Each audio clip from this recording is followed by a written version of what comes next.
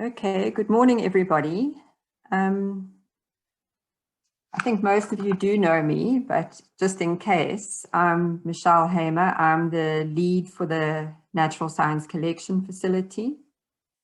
And I'll just be introducing the webinar for today and getting it started, and then I'll take a back seat. So welcome to this webinar. It's our third webinar in the series on implementing the Natural Science Collection Facility Collection Management and Conservation Manual that we've just developed. So we've had 2 webinars already.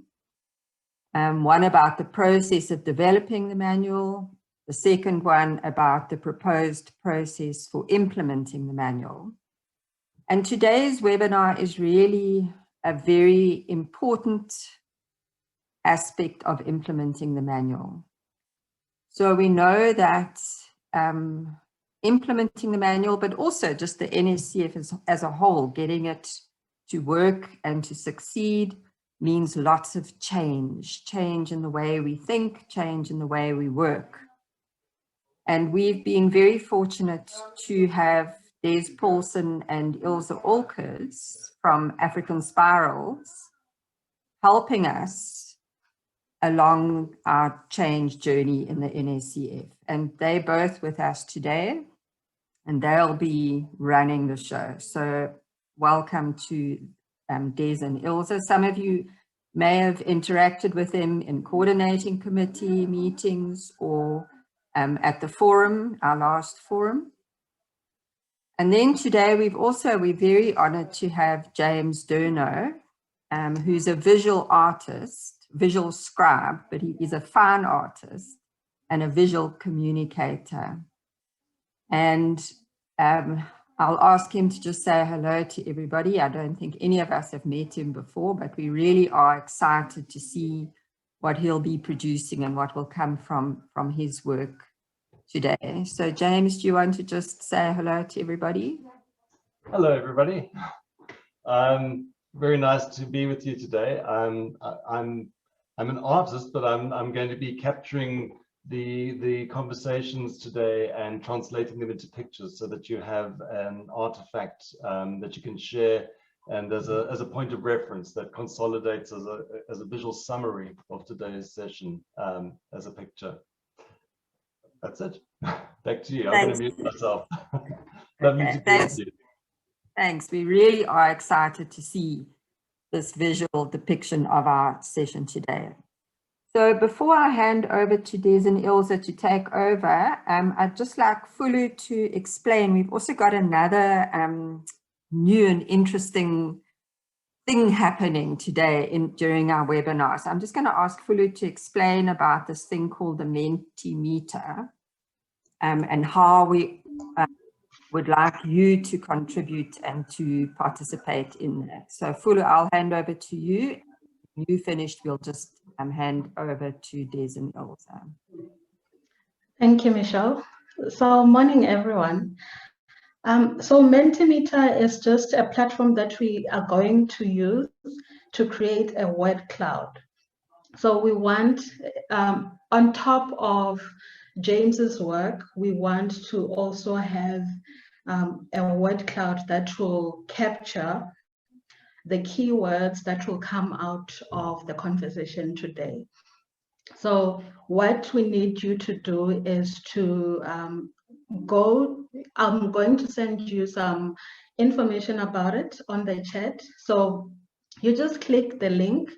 You have 2 options. The first one is to click the link that will directly take you to Mentimeter and to the word cloud. So you'll just capture whatever keywords that you hear Des and Ilze saying from their conversations. And the second option is for you to use your phone if you're using your laptop for the meeting. So you use your phone, you just go to your browser and you enter mentimeter.com, and it's going to open a window where on top of the page, you put the code that I'm going to share on the chat. and you click on vote, it's going to open the word cloud where you put those keywords that you hear. So that's it. Now I'm just going to share that information on the chat, and throughout the meeting, you can just go there and just put your keywords, and don't wait for the meeting to end for you to do that. We'll also give you a chance at the end to do that again. Thank you. Thanks, Fulu, for sharing that introduction and how we can get everyone involved. So I'm Desiree Paulsen. I'm an organizational development practitioner and diversity and transformation facilitator. And myself and Ilze have really been walking this wonderful journey of accompaniment and transformation with the NSCF. And it's so lovely to see all the familiar names in the chat. So lovely to have all of our old friends here and new friends. And so today we are really wanting to work with this concept of change, something that's very present in our lives, particularly at a time with this global pandemic. And I think change has been coming for a long time with the NSCF. So in the preface to the manual, Michelle speaks about, you know, how things have been done for 200 years, the old way, and now this transition and transformation to a new way where we are really having to wake up and look at the future and look at what we need to do differently. So the new way is about shaping the future, but also the current practices that needs to transform. And so we want to talk about what will it take to transform? What does it take for us to do things differently, you know, in our institutions, in our practices, in our collections, and how do we create the conditions for this to happen? And it's a huge challenge, not only for the NSCF, but for institutions worldwide, where change is happening in, you know, across institutions. So today we want to really take you through a few simple concepts, and probably concepts that is not unfamiliar to many of you. And we want to look at, you know, what does it require of us, both internally at an individual level, at a team level, organizationally. And as we are implementing this manual, it's not just about implementing a manual, but it's really about how we think about and how we do change and how we relate differently to each other. So I'm going to ask Ilze to start us off with what we are wanting to do, and we'll be flowing between each other. So Ilze, will you start us off? Thanks, Des, and good morning from my side. Good morning to everybody. As Des said so beautifully, we really feel a little bit like we're part of a family. And so, yeah, I wish we could sit in a big, beautiful circle with a big bunch of flowers in the middle and have this conversation. But we're also grateful to technology. And as you've heard, we're experimenting with a new form of capturing with James. And then also, for those of you who like to be a little bit more participative, we really encourage you to make use of the Mentimeter. It's not complicated. Even those of us born before computers, BBC, have managed to, you know, work this Mentimeter thing. So experiment with it. You can go onto it whilst you've got your screen open. You don't have, if you're using your laptop, you don't have to make use of your phone. You can also just operate the two windows, which I discovered myself, which is, yeah. So we're going to do today not a PowerPoint in sight. It's going to be a conversation between Des and I. And we thought we would use the word change as our mnemonic. We were trying to coach each other about how to say that word. So we might have to just put it in the chat. We think that's the correct concept that we're looking for. So we want to use the word change, and we want to just have this free-flowing conversation between each other for the concepts that come to mind for us under each of those letters, C-H-A-N-G-E. So to start, I just want to pick up on what Des said about the preface of the manual, and where Michelle, highlights that some of the practices in the collections and in the museums have come for literally centuries. And I want to pick up on that because the thinking around change and what enables change in organizations have also, in the last about 20 to 30 years, but particularly in the last 20 years, since we've hit the 2000s, undergone a radical change. Sadly, many institutions are still teaching outdated change management models that come from the 50s, the 40s, the 50s, the 60s, that was still linked very much to the sort of industrial era, the post-war era, where it was all about factories and machines and conveyor belts and engineering metaphors. And so the whole thinking behind the idea of change management comes from a place that thinks that it's almost something that you can do with dead parts, that you can create a grid and you create tasks and you can just send out emails and you can kind of build it that way. But ever since Einstein's thinking and various other thinkers that introduced us to kind of quantum science and theory of relativity in the 20s and 30s, apparently the humanities are always behind the sciences. You guys will be proud of that. That thinking finally penetrated the kind of organizational development world. And we realized that change in living systems require a completely different approach from the traditional change management. And so what is this approach? So the first C, under C, the first word is complexity. And complexity is actually it's not actually a complicated concept. It is a concept that has to do with where you're encountering a living system, a living context.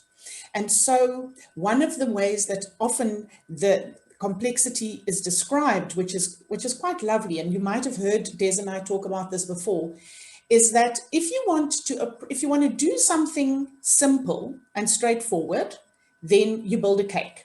You use ingredients, you build a cake, it's quite straightforward. Some people are better bakers than others, but if you've got the ingredients and you've got the instructions, you can get a cake. A slightly more complicated process is if you want to build something much more complicated, like a bridge or a rocket or a car or an aeroplane. But those pieces that you have to fit together are still inanimate, they're still dead pieces. And if you have a very complicated sort of project management tool, you will know what to screw in after what, and you will have some resemblance of an aeroplane. And I don't know if some of you know about those young people who took on the challenge. A South African group of youngsters, and actually built a plane and actually flew it to, I think, Cairo. So it's actually possible. They were high school students. But when we talk about a complex process, the example of a complex process for those of you who are parents is the equivalent of raising a child. So just take a moment to think about that, raising a child. Or if you don't have that experience, nurturing a garden, or being a farmer, or even examples, Donella Meadows used the examples of being a surfer or having to surf the waves. So these are aspects of how we engage with like living, unpredictable systems, and it requires different things from us. And so that is where we sort of wanted to start with our C. And I'm going to hand back to Des to take us a bit deeper into the complexity conversation, our main C. But to start with this, I think our other most critical C is courage. And so we really want to encourage everyone on this call today to connect in with that sense of courage. We need the courage to embrace new ways of thinking. We need the courage to step into our institutions and to bring something to that institution. We need the courage. And part of another C that links to this idea of courage is the idea of convening. And that is also a key word that we love, because many of you have read some of our readings that we've shared on our transformation journey.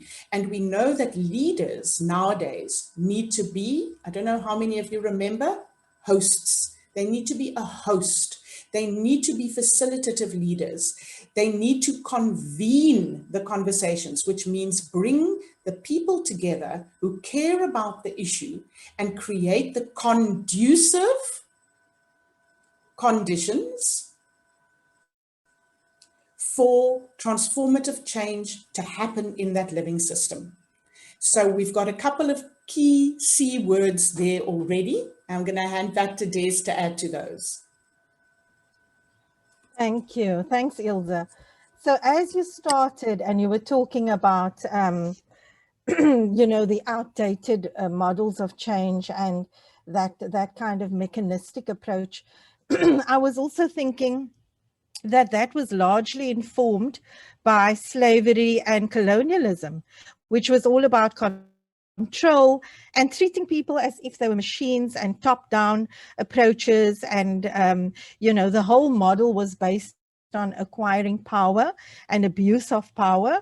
So in a way, you know, we are also working into that decoloniality project, which is something that we'll also touch on later. And so what does that require? So what does that require as we are working into complex systems? And in actual fact, systemic thinking is the way, you know, old primitive societies have always done things. And it's the natural way, actually, systemic thinking, systems thinking, working with complexity. If you go into old, more primitive traditions and cultures, you'll find everything was in harmony and people, you know, there was a shared resources, shared power, leadership could happen from anywhere in many of these cultures. And so there's a lot that we can also learn from the old way, in a way, you know, to bring it back into what is required to take us forward. So the words that come up for me there is around connectivity. So how do we reconnect to each other? You know, the thing about convening and champions, so catalysts of change. So how do we find those people in our systems who are able to really be active champions and drive transformation processes in our institutions in a creative way, because we know that the context is ever changing. So, you know, even in these COVID times, we are being challenged to work in new ways. And here's one new way that we are being required to work in an online setting. And so another word that comes up for me is about care, both self-care and care for each other. And I'm just sort of picking a few paragraphs from the manual that we wrote in the section on transformation. And then just a few more words, and then I'll hand back to Ilze, is the critical word. So critical diversity, how do we create an environment where diversity is engaged in all its facets and worked with in a way that we unleash everybody's fullest potential in a culture of respect and appreciation. So with high value on issues of equality, equity, social and organizational justice, and healing being a big part. And that is all about the decoloniality process. So that will be challenging traditional organizational practices, and it does require a coordinated effort of champions. Critical examination of practice comes into that as well. How do we look at how we practice, look at how we've done collections and collections management, and of course the manual is all about this, and how do we start to give and receive feedback in ways that we can really start to look at new ways of working together and transforming the culture and practices. And so we're looking at a critical mass. That's another critical word, lots of critical words, a critical mass of people that can create this kind of butterfly effect, you know. And so you'll remember, those of you who attended some of our sessions, we love Wangari Maathai. And she, you know, her story is all about starting with that planting of a tree, and, you know, how that sort of mushroomed into the Greenbelt movement. So lots of beautiful C words about connectivity, about critical diversity, critical mass, you know, how do we care in these times? How do we really care for each other? And then the champions. So Ilze, back to you for taking us into the H. Thanks, Des. And I think the last one on the C's for us is this idea of coherence. And that is why the network is so critical and why the manual is so critical. Because in order for this transformative change to really come like a wave that builds from the deep ocean and kind of comes and takes everybody along with it, we require this idea of coherence, which means common standards and practices.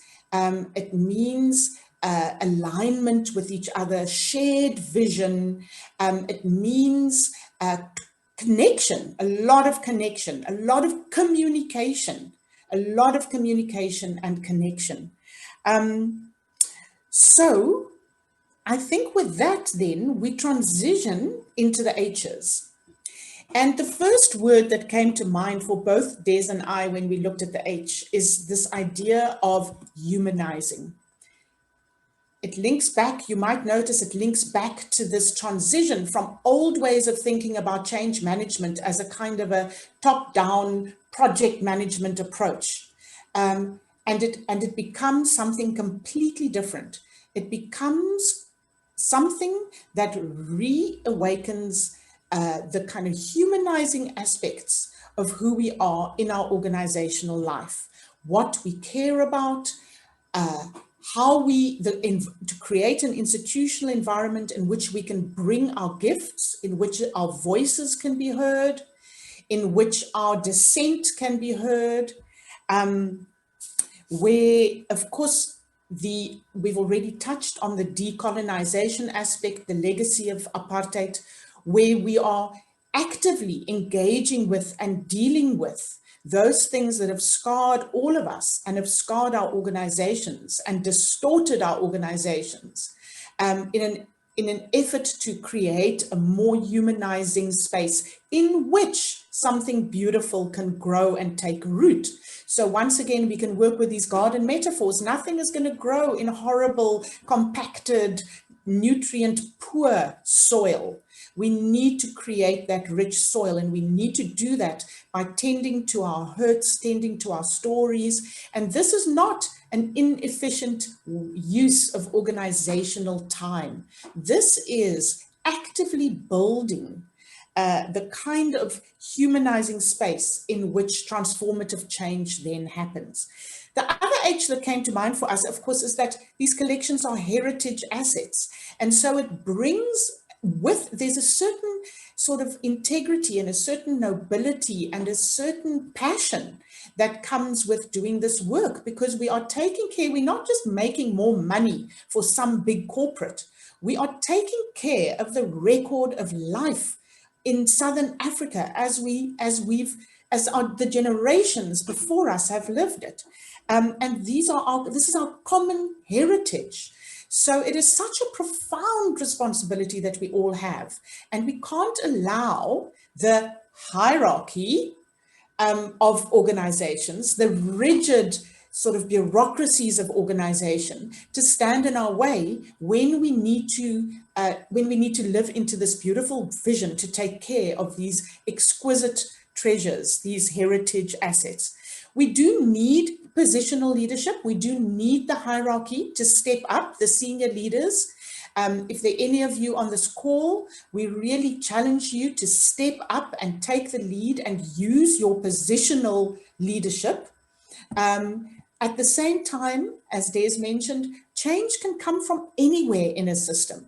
it can be disrupted from anywhere. Anyone can take the initiative and take the responsibility to begin to convene those critical conversations.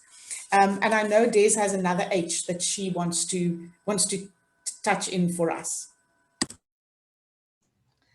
So yes, that actually flows very nicely from what you were saying, Ilze, because, you know, how do we actually get this right? So how do we get this humanizing approach? And one of the things is about being holistic and bringing, working with a whole systems approach.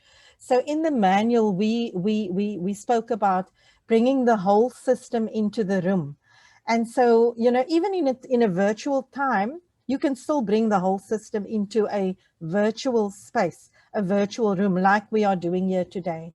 So that is about breaking away from a siloed approach, which I think is a problem in many of the museums where everyone lives in their own little box, in their own little kingdom, you know, so really trying to connect these systems and go across traditional organizational boundaries, levels, you know, so we don't have these sort of hierarchical levels, and looking at increasing communication and connectivity in meeting spaces so that everyone knows what everyone else is doing, everyone is connected to everyone else, and that we have these beautiful, vital feedback loops, which is a critical part of learning and transformative self-organization in complex adaptive systems. So the way we can adapt is to actually come together. And I think this COVID situation has brought people together in amazing ways. And we're seeing how problem solving can also become much faster, you know, when we bring everyone in. And I think another part that we touched on in the manual relating to this is about relationality. And I think that links to your humanizing approach word that you shared, Ilze. And so how are people engaging and relating to each other in ways that, you know, I think really represents a much more courageous and honest approach. And I think that is one of the things that we've done in lots of the processes that we facilitated, using courageous conversation approaches where everyone can start to speak about those areas that need transforming and what they need to do differently, and that we build trust in that way. So what do we need to do to renew and deepen our relationships is get everyone in the room, be holistic. So that was the one word. And I think the other H word that I had was really to have hope. During a challenging and changing context, we can often be debilitated by fear. And so to really bring in that element of hope. And I think for me, that happens when we bring everyone together and when we start to see what is possible and we kind of feed off each other. So I think that wraps up the H for me. So back to you. Thanks, Des. And then that takes us perfectly to the A, because the first word that had energy for us when we thought about the A was just this little word all, which you can see links perfectly to what Des has just shared around the holistic dimension. So I'm just going to pause for a moment and suggest that this iterative way in which this conversation is unfolding, the fact that it's not linear, that each of the letters correspond back to something in a previous letter, the fact that it's quite messy and organic, that for us is an attempt for us to actually role model something about what these conversations and these transformative conversations actually is like. It is not linear. You do not have a list and you tick it all off in that straight order. Things, you take one step forward, you go 2 steps back. Something that you do now, requires you to go back and do something different that you thought you'd already ticked off or needed to rethink. And so it goes. So the A for all, for us had some quite practical meaning. And we want to get to that because we were concerned that our conversation would be too abstract. We didn't want it to be an abstract conversation. We wanted it to be real for you in some way. And so when we talk about all, we are talking primarily about this thing called social technologies. I don't know how many of you have heard us speak about social technologies, how many of you have been in our workshops, but new times call for new ways of being together. And these social technologies are the different ways in which we can have meaningful and difficult conversations. And so some of you might have experienced our active listening activities. You might have experienced our cafe conversations. You might have experienced our courageous conversations. You might have experienced the triad conversations. Some of you might have been introduced to the Liberating Structures menu. So you can go to the Liberating Structures website. Maybe Fulu can put that in the chat for us. And under the Liberating Structures website, you will find about 33, I think, or 34 different little mini methodologies that helps one facilitate engagement in complex systems. So these different ways of engaging mimic in a way the complex systems that we are engaging with. We cannot do it by formal committee in a formal meeting where we go through a formal agenda. We might need that. We might need some of that. We need to be accountable. We need to keep track of what's happening and what's not happening. But for generative spaces, we need other kinds of engagement. So yes, we encourage you, if you do nothing else, to just start with inviting, to have the courage to recognize it's a complex process and to humanize the space that you're in and to invite all into an initial meeting, which you convene in a way that might be different from how you convene some of your other meetings in order to co-create this implementation journey that each institution is going to be doing in a completely different way, because each institution is situated in a very uniquely different way. So the second A for us was the fact that this is an action learning process, and that is so beautiful. I remember Michelle speaking about trying to find some institution to accredit some kind of training in terms of the manual, and then having this light bulb moment. But why don't we learn by doing? Why don't we learn by doing? And so we really invite you to think about this whole implementation journey as an action learning process. And those of you who have been in some of our workshops where we looked at this concept of psychological safety will remember that one of the key elements of psychological safety in institutions is if that institution embodies a learning orientation.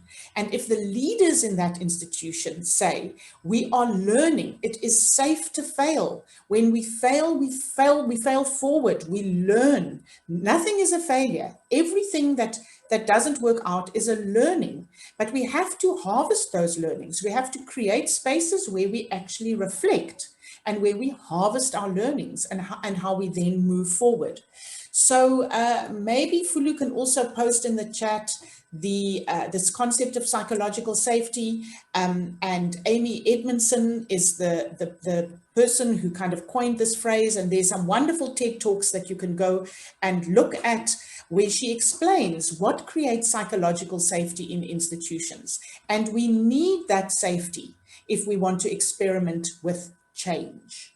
Otherwise, often we experience people who initiate the change can be victimized, can be marginalized. It comes at too high a personal cost. So then we did already just touch on this idea of accreditation, which is wonderful because that also becomes a bit of a hard data point for us against which to kind of measure and move our process. We know we want to be accredited. We want to have completed this whole webinar series. We want to take as much you know, guidance and support from the hub team and from the webinars as we can.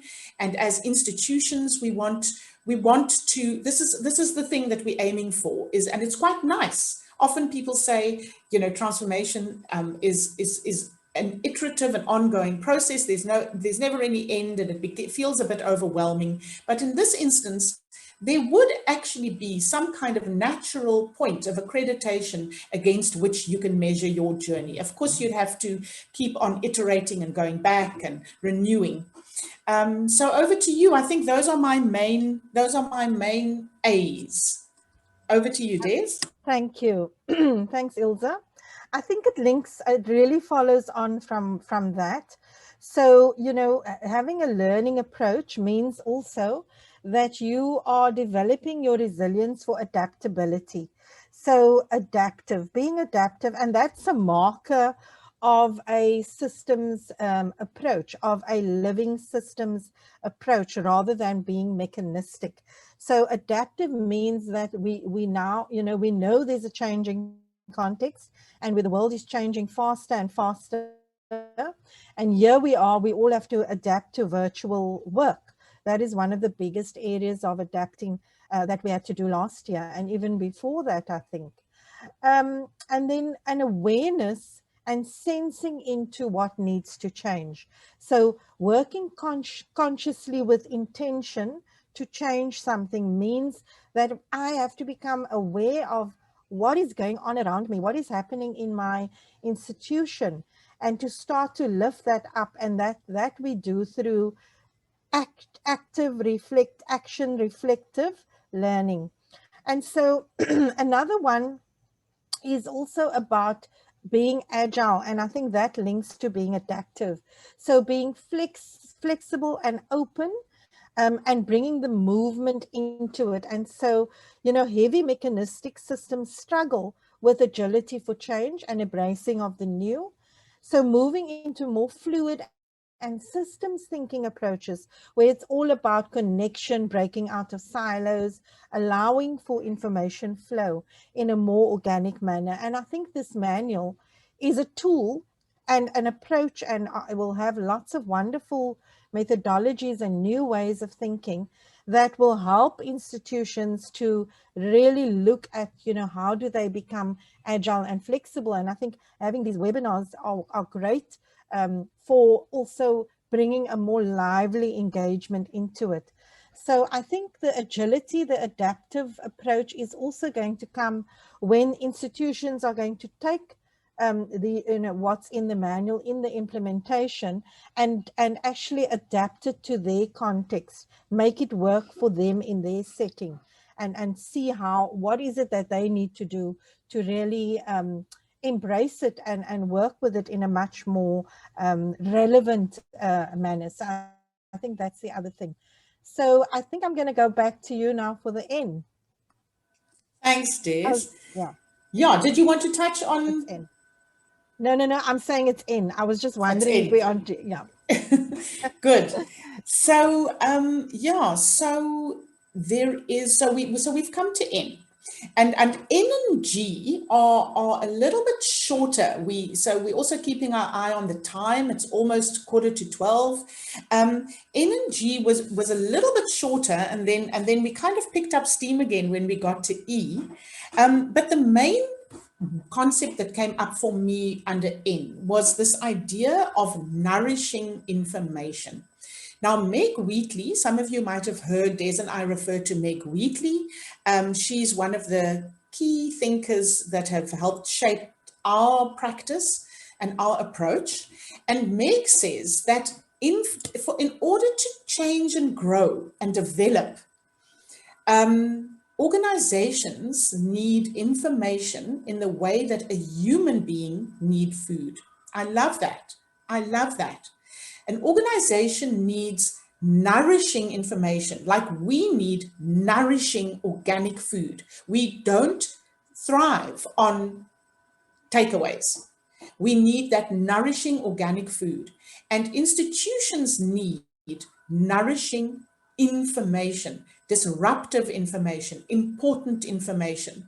that the institution then works with and digests, if we can work with those metaphors, and that helps this complex system that inspires growth, development, change in this complex system. Ian is always thinking about food, so it's not just our little comment now that's getting him to think about food. So it's almost lunchtime, just hang in there.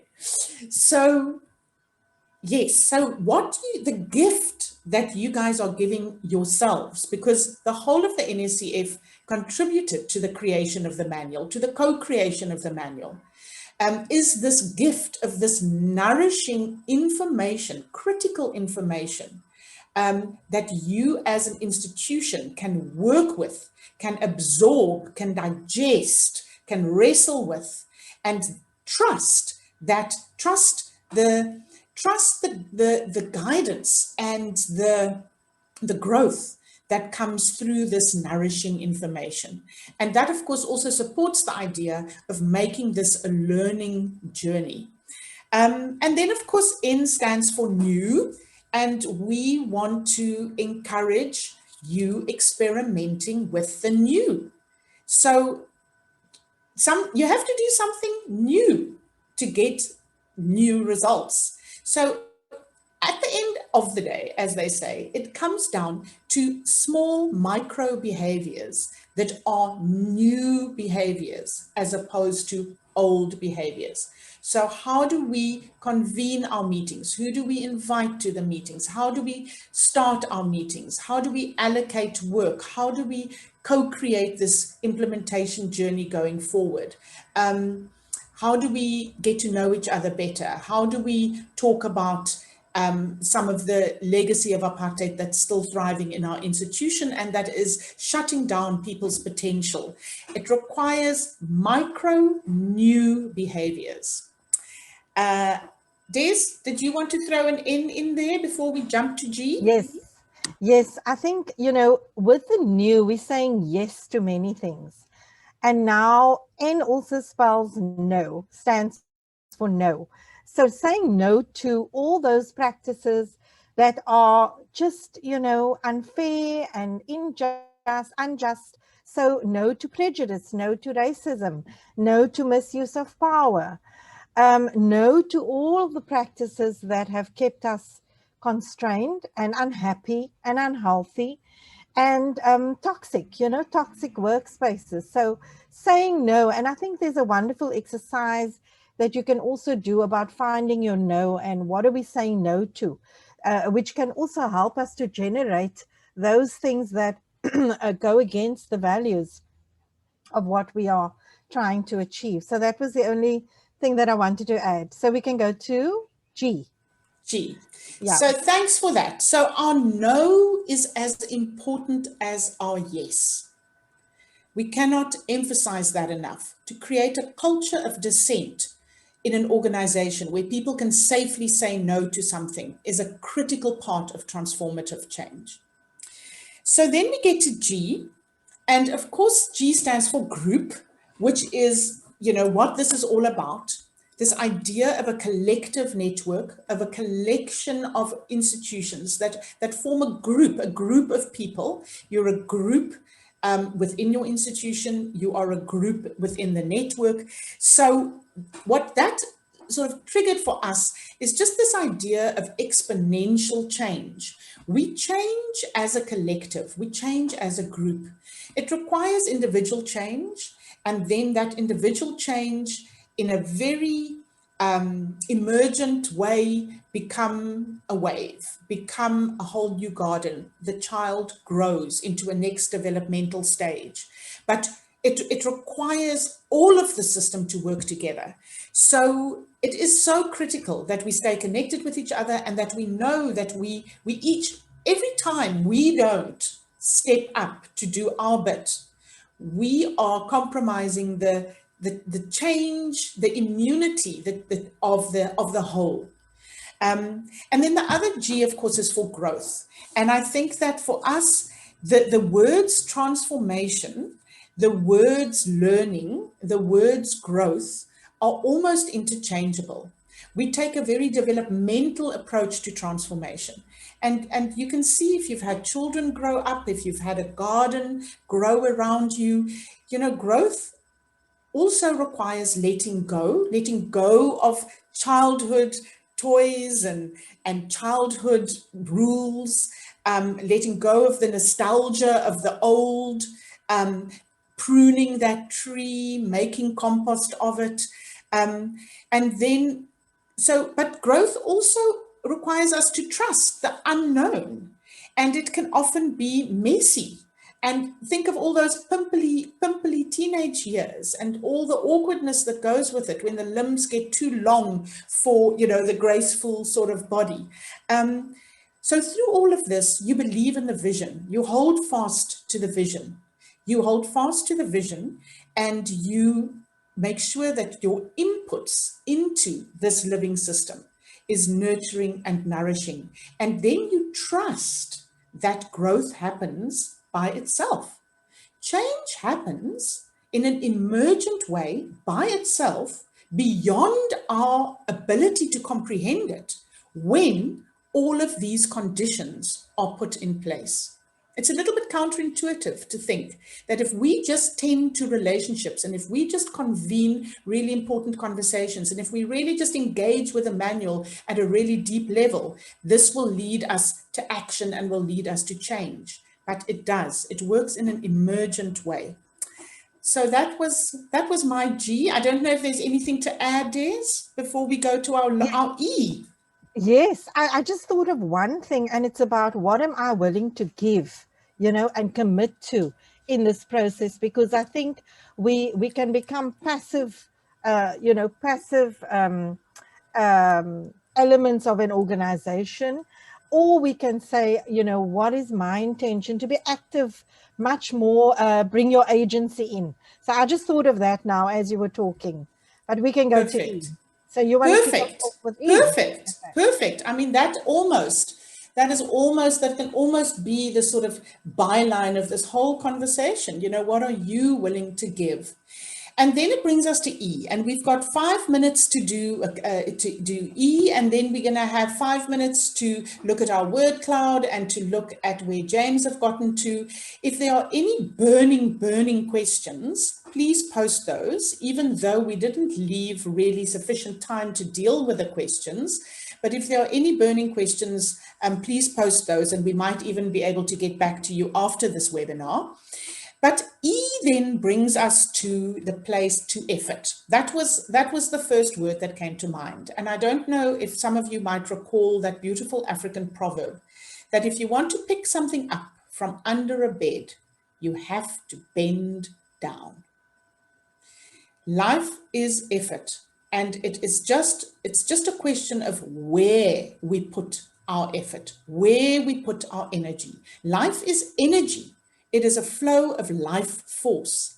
And the question is, where do we put our energy? How do we use our energy? Where do we get energy from? What sustains us? What sustains organizations? And of course, E also stands for engagement. And as Des just mentioned, if we are not actively engaged, if people are not enlivened, inspired by what can be achieved within their institutions through the implementation of this manual, how much of a renewal it can be, how much growth it can bring to the institution, then those life force energies might be compromised. So I think those effort, energy, engagement, those were my main E's, and I'm going to hand over to Des.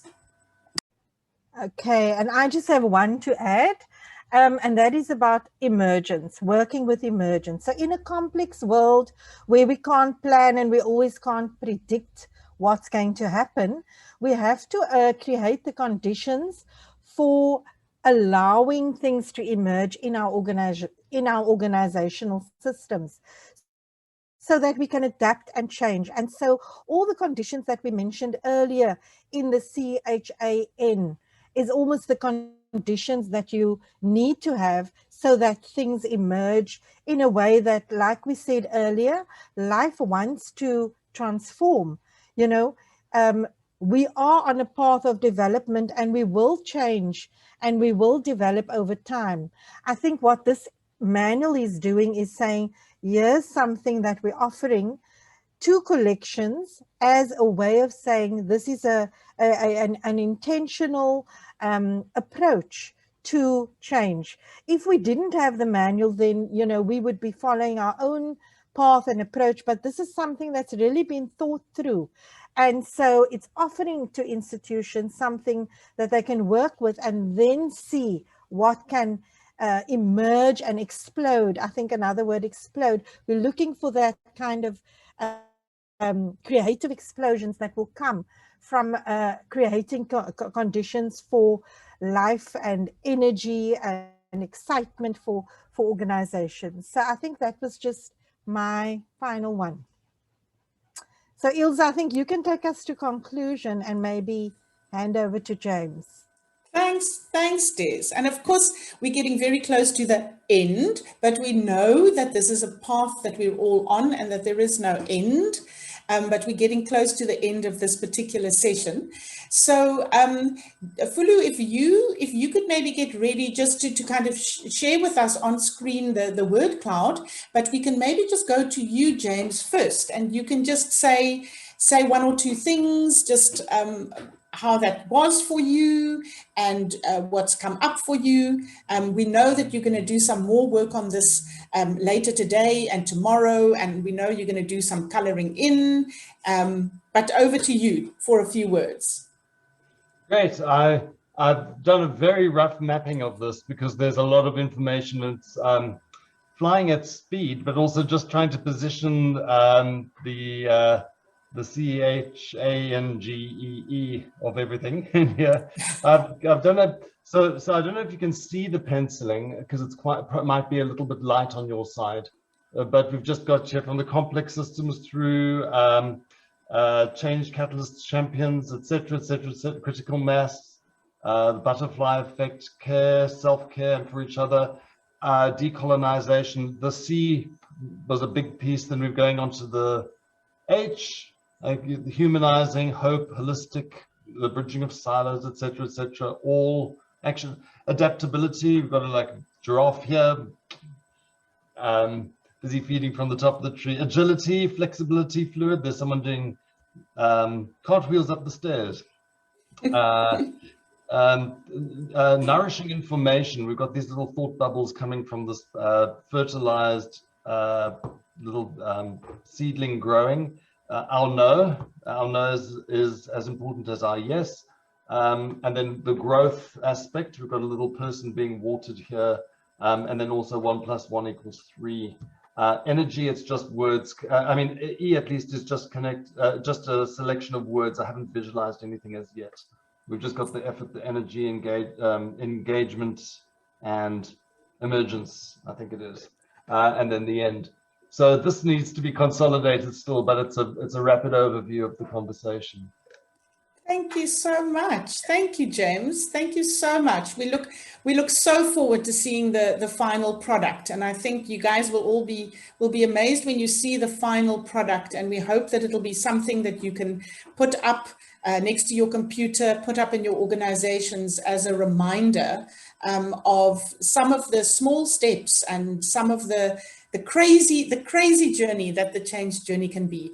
And yes, Rose, I completely agree. I think that's a lovely alternate to the bending down, is the reaching for the top shelf. I think we love the metaphor around that as well. So Fulu, can we hand over to you and have a look and see what might have come up with a word cloud? Yes, I'm sharing my screen. Can you see my screen? We can see your screen. There we go. So you can see there's a lot of contribution. So thank you to everyone. This is a rich word cloud, as you guys would say. That is beautiful. Thank you so much. And we'll also make sure, thank you so much to everybody for adding in your concepts. We hope that helped also with you internalizing some of the concepts, and we will make sure that we also share the word cloud with everybody. So I think that we have literally 2 minutes. And maybe we can just use that time if you want to put one word in the chat. If you just want to just put one word in the chat, how you experienced, what this was like for you. And then I don't know, Michelle or Chanel, if either of you want to say anything from my side. Thank you very much, James, for jumping in. And thank you very much, Des. This was more fun than I thought. No more PowerPoint ever. Thanks very much. I really enjoyed the conversation and looking forward to seeing the final product. Thanks, James. Thanks, everyone. Yeah, I think from my side, just to say thank you to Des and Ilze. It was really a lot of information covered, but in a really engaging way. And it's really going to be great to have a record of those key things to think about. And hopefully people will use this poster as a daily reminder of the things that we need to be thinking about. So I'm really also very grateful to James for doing this for us. I think it's not something that we've enjoyed today and then it's gone. We're going to have a permanent reminder of today's discussion between you two. So thank you very much, Des and Ilze and James, and Fulu for doing that word cloud. And then, yeah, of course, thanks to everybody who joined us for this webinar. We really hope that you found it interesting and thought-provoking and inspirational as well. So thanks, everybody.